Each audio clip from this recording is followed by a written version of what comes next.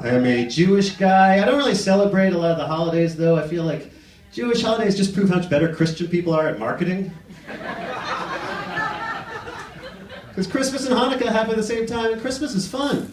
Jolly fat guy rides around in a sled, throws gifts down your chimney, it's a good time. Meanwhile, Hanukkah's, we only bought enough oil for one night and it lasted for 8. What a bargain!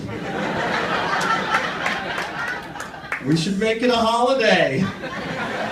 A festival of good value. And then you wait a few months and the same thing happens again. Passover and Easter at the same time. Easter's fun. This giant bunny rabbit left a bunch of eggs in the backyard. Go find him. It's a good time. Have you been to a Passover Seder? It is not what you would describe as a good time. No, it's 7 hours of your grandma being like, dip this parsley in the salt water and taste the tears of your ancestors from when we were slaves. Grandma, where's the bunny rabbit? What happened? Every Jewish holiday is basically like a coach reviewing game film with his team about how they lost last time.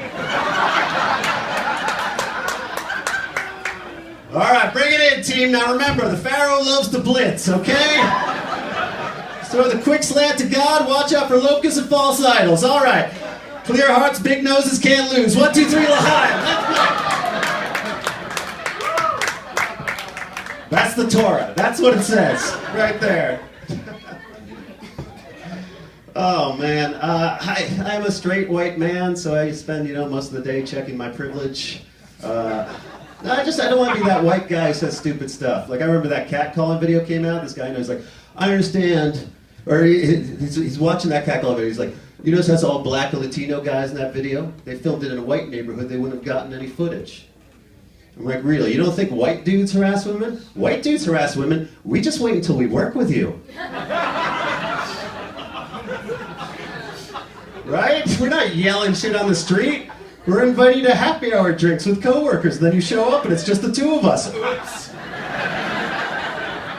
And we say things like, my wife's been distant lately. That's white catcalling. That's what that is. We don't go like, yo, you got a nice ass. It's, hey, you going to that sales conference in Orlando? We should really share a hotel room. It could help with your promotion. That's white catcalling. That's what that is.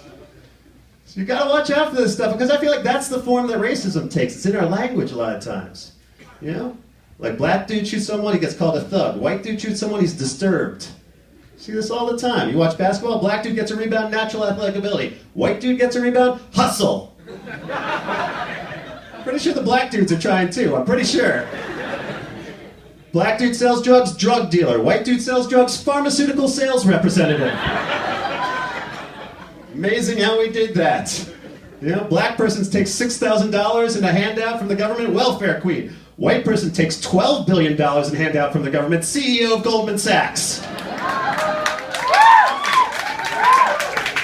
Just saying, too big to fail, we all know what that means. That means too white to jail. That's all that means, okay? All right, good to have you on board. No, it happens all the time with the language. I'll tell you another one that gets my... I don't like it when white people use the word ghetto to describe things you would never find in an actual ghetto. I know like this wealthy suburban girl, she's like, the floor mats in our new Audi are so ghetto. I'm like, really? She's like, yeah, we took it to the dry cleaner, they still have faint salt stains. It's so ghetto. No, it's not. Your floor mat is ghetto if it is also your bath mat, okay? You step out of the shower onto something that says Cadillac, I'll give you that.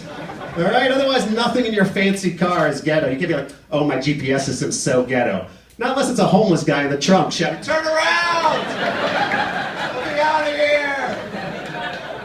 That's a ghetto positioning system. I'll give you that one. What was that noise? My God.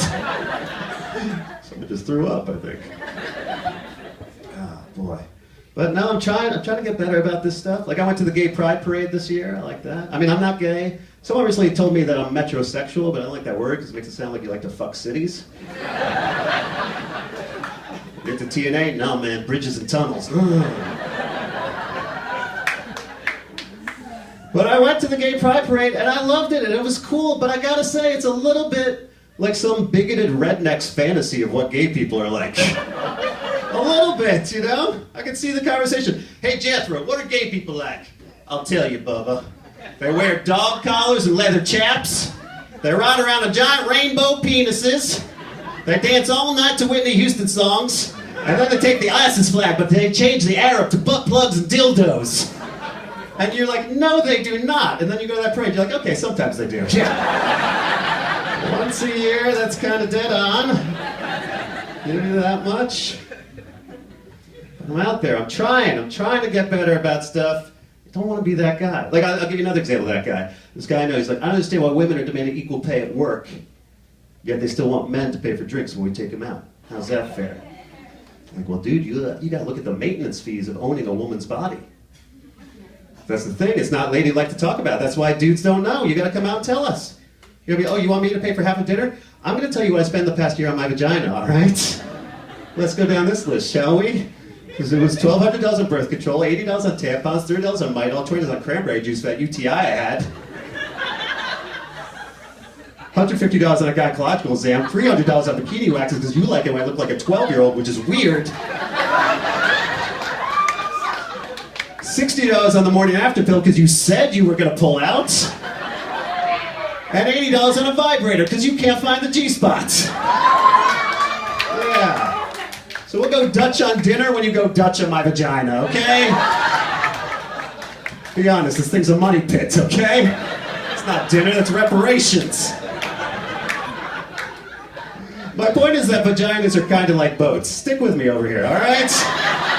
Vaginas are kind of like boats. You really don't want the hassle of owning one, but you totally want a friend who has one. I'm Matt Ruby. Thanks so much, guys. Bye.